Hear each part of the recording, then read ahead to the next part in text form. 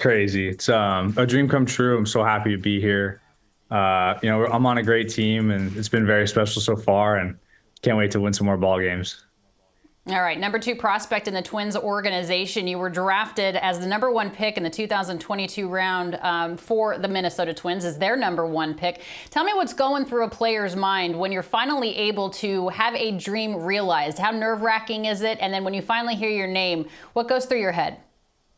It's just relief, all the stress taken off your shoulders, and especially being with a team like Minnesota. I knew I was in special hands, and they're gonna take care of me, and it's all come to fruition so far. All right, tell me about going up against one of your best friends, Drew Thorpe. You take him deep. I mean, I would imagine that was a quite a special feeling, at least on your side, maybe not on his side.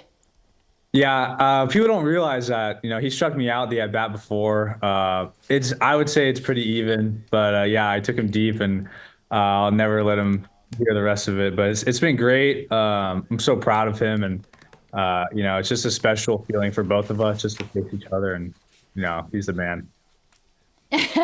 What was the conversation? Did you guys call each other after the fact? I mean, did you talk to him? Did you say, "Man, I'm sorry, but it's the show. No offense against you, but I gotta take you deep when I can." Yeah, we met on the field after because my dad also coached him at Cal Poly. So we were all on the field, and he's just like, "You rake," and I was just like, "I'm sorry, I know," but yeah, it was great. He threw really well that game too, but I got the best of him. All right, so your dad was a coach, of course, that you mentioned at Cal Poly, growing up in California. Tell me about the path to the bigs for you. I mean, who did you love growing up? Who did you emulate? Was there a team that you followed coming up? Yeah, so I love Derek Jeter. He was my favorite player until he retired, and then I could care less about baseball after that.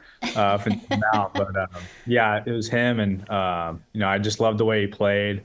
What a great player, and he carried himself the right way, and that's exactly who I want to be. All right, so Derek Jeter, I've heard that before, that guy is everyone's favorite player. It's like Ken Griffey Jr., Derek Jeter. What was it about being a shortstop that intrigued you?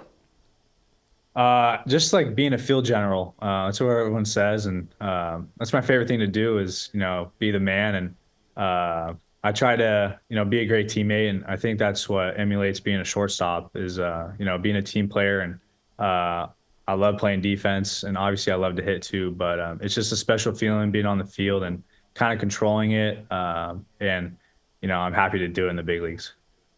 All right, let me ask you about your name. Brooks Lee, great baseball name, but you're actually named after a couple of baseball players. I heard, obviously, that you're named after Brooks Robinson, but you almost were named after Lou Brock, but your parents didn't want to name you Broccoli.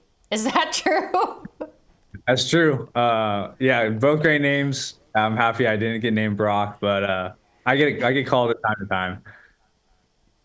Yeah, Broccoli would have been an interesting name for you. Okay, let's talk about the Minnesota Twins. A lot of people coming into the season, Brooks, thought that perhaps the Twins would be the winner, the outright winner of the AL Central. Obviously, the Guardians have something to say about that. What has this season been like as a collective for you guys? And with the wild card being so tight in both leagues, what do you need to do to secure that postseason spot?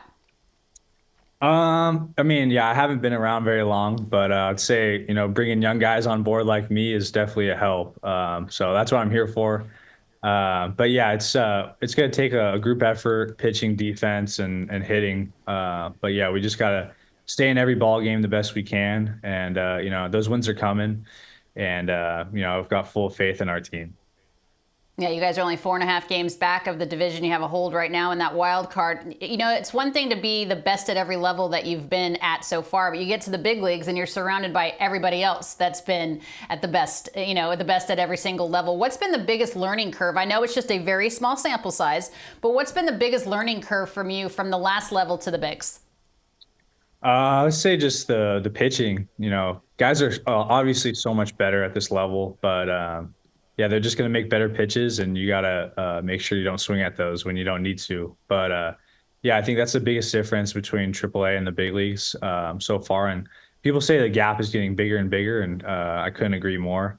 But I'm just going to treat everybody like they're the exactly same. We're showing your first Major League Baseball hit right now. I would imagine there was a sense of relief. What goes through a player's head when you finally get that first to be able to, check off?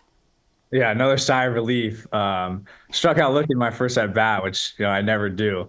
But yeah, I knew I was gonna get a fastball, and so I was just swinging as hard as I could. And once I saw it get through, it was the best feeling. I don't think I've ever ran that fast in my life. I've never been so out of breath too. All right, so you said you never strike out looking. Did the game just kind of feel like it sped up in that first at bat, or why do you think you kind of kept the bat on your shoulder? I think Montero, the guy we faced, just kind of gave me a hard time. I faced him in AAA 2 weeks before that too, and he struck me out twice. And, he's a great pitcher, but yeah, I didn't pick up the bat off my shoulders, and I walked back to the dugout, and I was like, all right, this is the exact same game we always play. And then yeah, I felt comfortable the next at bat, and everything went my way.